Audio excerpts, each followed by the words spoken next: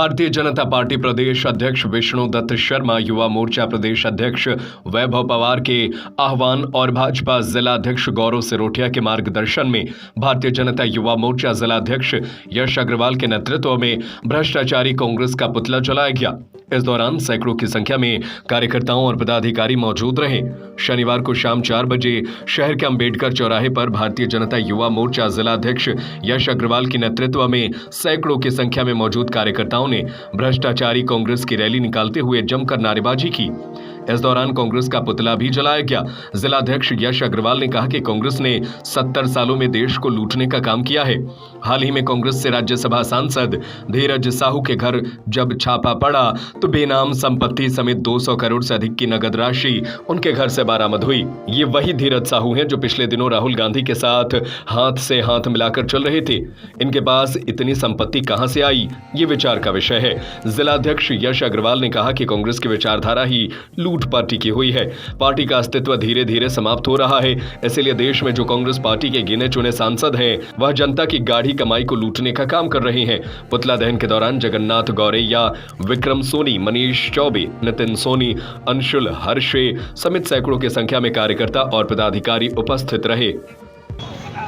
देखिए, अभी जैसा कि आप लोगों को भी विदित होगा कि कांग्रेस के राज्यसभा सांसद धीरज साहू जी, जिनकी अभी कुछ दिन पहले राहुल गांधी जी के साथ एक फोटो भी वायरल हुई थी, जिसमें राहुल गांधी जी उनके गले में हाथ डाले। उनके घर पे, उनके ठिकानों पे जब छापे आईटी के पड़े तो हमने खुद देखा कि 200 करोड़ रुपए अभी तक उनके ठिकानों पे नगद मिल चुका है और अभी काउंटिंग चालू है।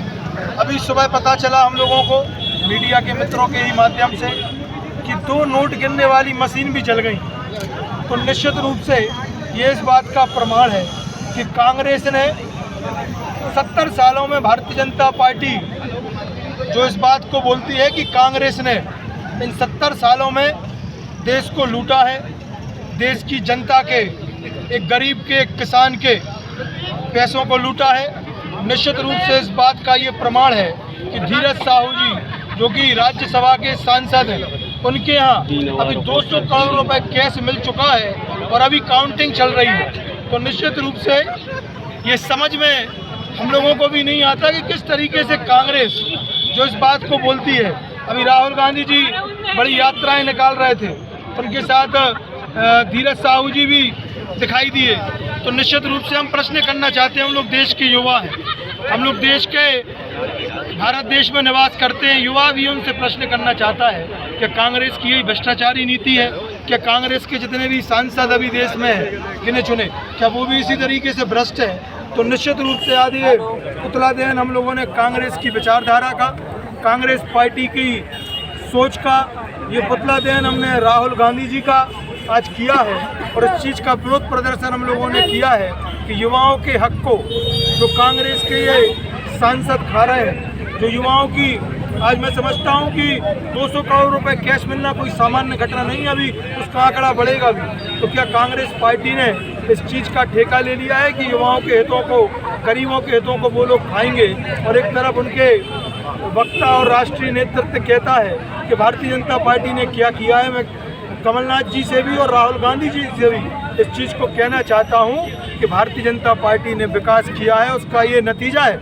कि आज मध्य प्रदेश में, छत्तीसगढ़ में, राजस्थान में प्रचंड बहुमतों के साथ भारतीय जनता पार्टी की सरकार बनी है और कांग्रेस को उखाड़ फेंकने का काम जनता जनार्दन ने किया है। और निश्चित रूप से 2024 का लोकसभा का इलेक्शन भी अभी होने वाला है।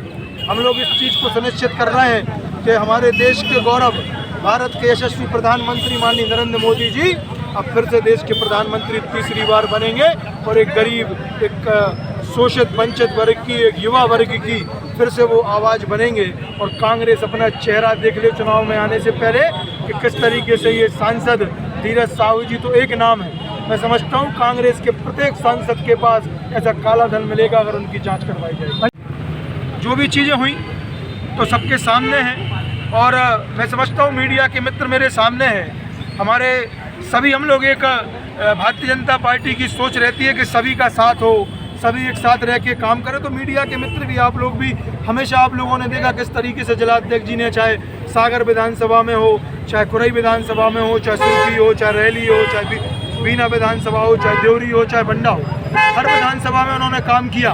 वो अकेले एक ऐसे व्यक्ति थे, हम लोग हमेशा उनके साथ बोलते थे कि इस बार देवरी और बंडा विधानसभा प्रचंड बहुमत से जीतेंगे। संगठन को नीचे तक उन्होंने उतारा और इस चीज़ को आज अपन देख रहे हैं कि देवरी विधानसभा में 36,000 से हम जीते, बंडा विधानसभा भी प्रचंड बहुमत से हम लोग जीते।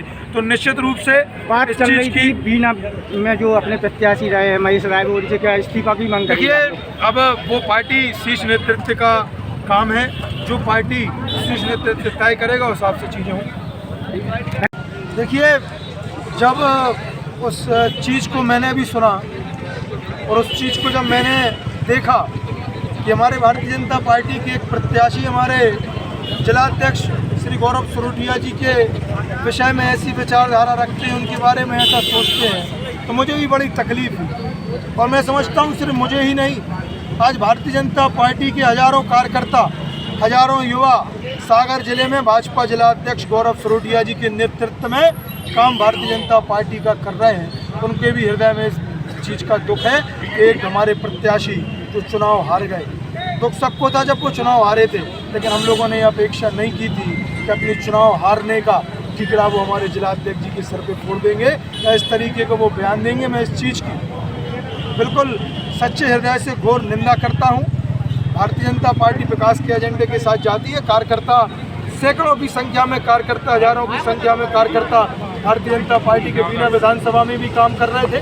ठीक है, वहाँ की जनता का मूड इस बार नहीं था।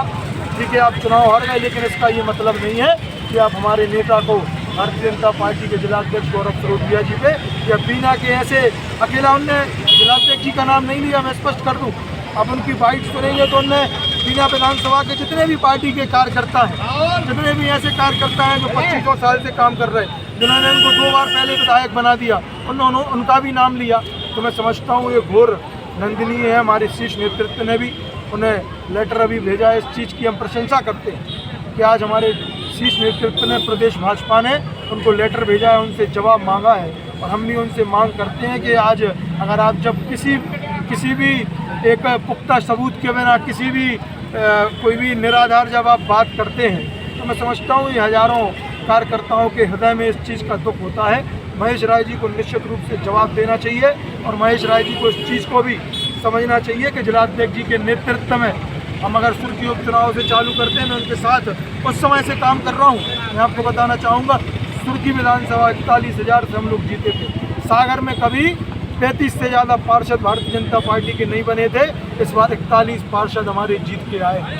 कभी सागर में ऐसा नहीं हुआ कि हमारे 7 विधायक जीते हो, 8 में से 7 विधायक भारतीय जनता पार्टी के इस बार जीत के आए हैं। ये जिलाध्यक्ष जी के कुशल नेतृत्व के कारण, ये जिलाध्यक्ष जी की कुशल राजनीतिक रणनीति के कारण संभव हुआ है। मैं जिलाध्यक्ष जी को भी बहुत शुभकामनाएं आज आप मीडिया मित्रों के माध्यम से देना चाहूँगा और सभी भारतीय जनता पार्टी के कार्यकर्ताओं को शुभकामनाएं देना चाहूँगा। ये भारतीय जनता पार्टी के कार्यकर्ताओं की जीत है, जनता जनार्दन की जीत है और सागर के विकास की जीत है।